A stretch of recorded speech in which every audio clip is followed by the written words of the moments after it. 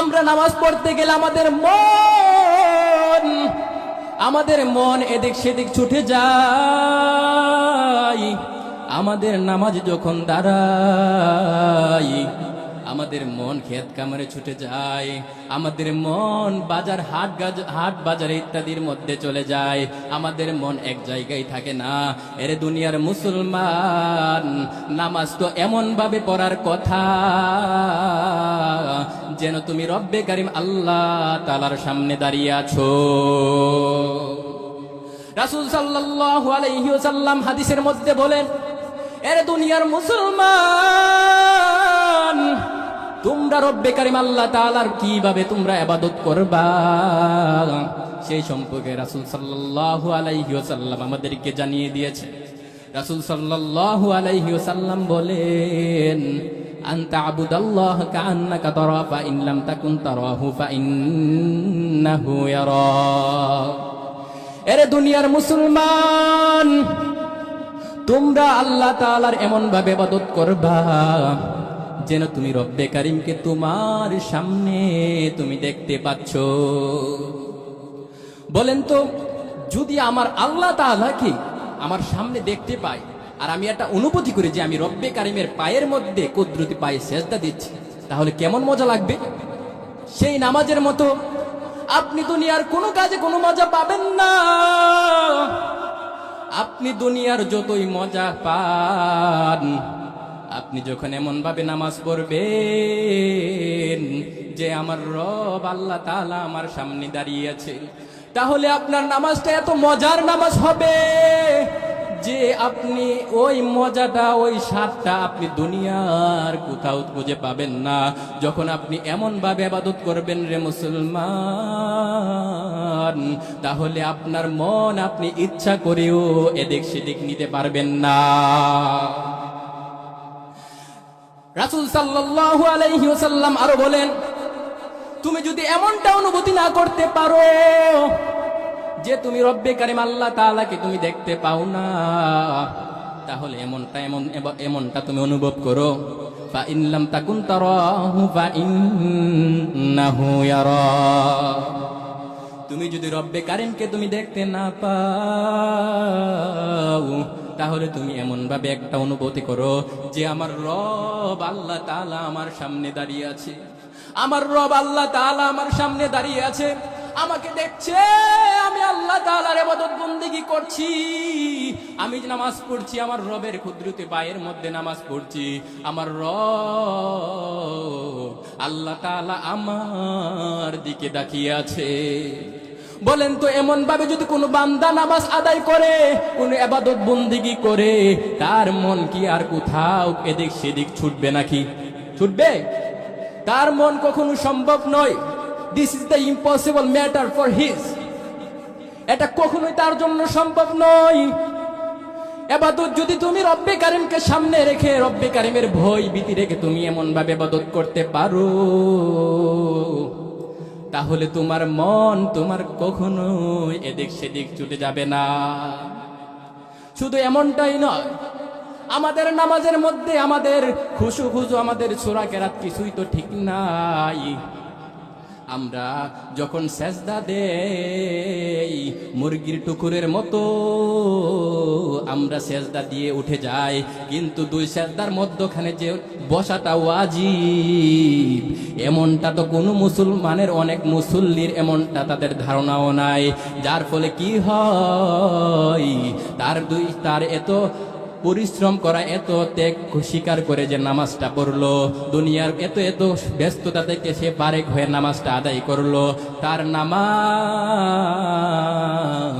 এই সাধারণ ভুলের কারণে সে তার নামাজ যে বাতিল হয়ে যাইতেছে সেটা জানে না।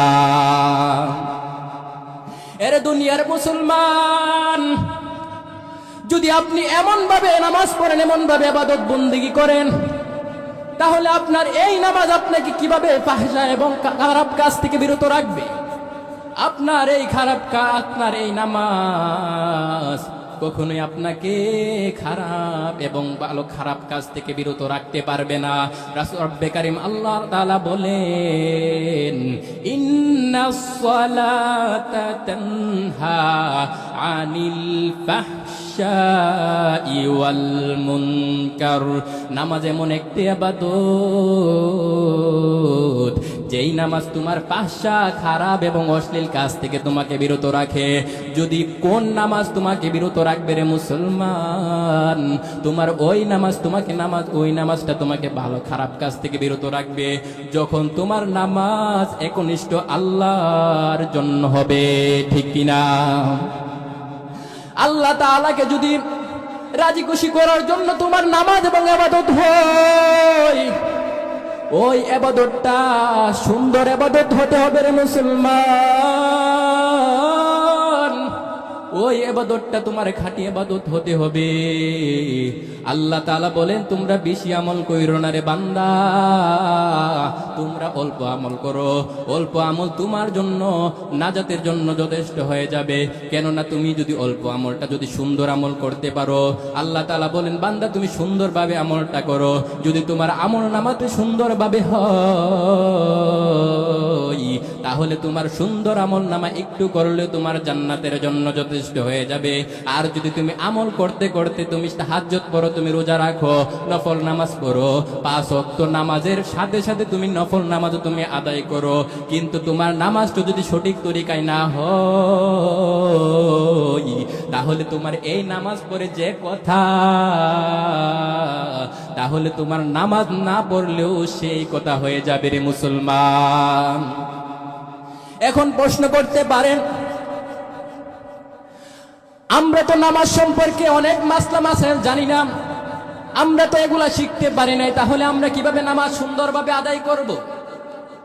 এরে দুনিয়ার মুসলমান, একথা বলে আপনি পার পাবেন না।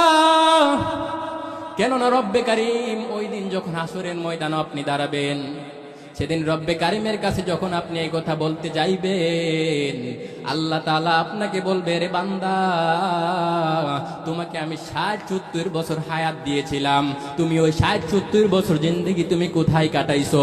তোমার কি একটু সময় হয় নাই রে বান্দা? তুমি ওই নামাজের এলেমটা তুমি অর্জন করার মতো তোমার একটু সময় হয় নাই। তুমি কি করলা? তুমি কিভাবে তুমি তোমার জীবনটাকে কাটাইলা? যাও বান্দা যাও, তুমি এখন জাহান্নামে যাও। তোমার কোনো অজুহাত এখানে ধরা হবে না। তুমি যেই অজুহাত দেখাও না কেন, তোমাকে দুনিয়ার বুকে যথেষ্ট তোমাকে সময় দেওয়া হয়েছিল, তুমি তার সময়টাকে তুমি দুনিয়ার বুকে তুমি অযথা কাজের জন্য তুমি নষ্ট করেছো। যাও বান্দা যাও, তুমি এখন জাহান্নামের মধ্যে তুমি চলে যাও। যাই হোক, মুমিন বান্দার প্রথম গুণ গেল। মুমিন বান্দার দ্বিতীয় গুণ হচ্ছে ওয়াল্লাযীনা আনিল লাগবি মুরিদুন।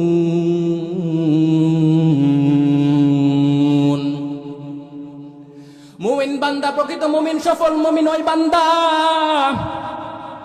যেই মুমিন দুনিয়ার বুকে যেই কাজ করুক না কেন, যা কিছুই করুক না কেন, সে কখনো অযথা কোনো কাজ করবে না।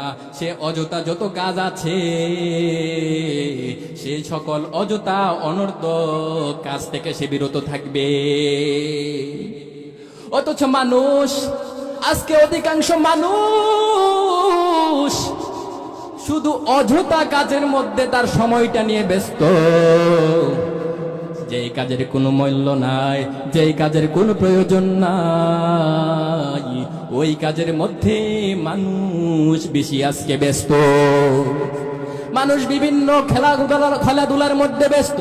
মানুষ বাজারে গিয়ে চায়ের শাস্টলের মধ্যে আড্ডা মারতে ব্যস্ত। অথচ ওই সময়টা যদি সে দুনিয়ার কোনো কাজেও লাগাইতো, তার সময়টা দামি হয়ে যেত, তার জীবনটা দামি হয়ে যেত।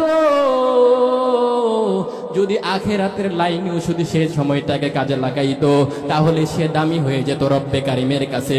এর দুনিয়ার মুসলমান, দুনিয়ার মধ্যে মানুষের জীবনে সবচেয়ে বড় মূল্যবান জিনিস হচ্ছে তার সময়।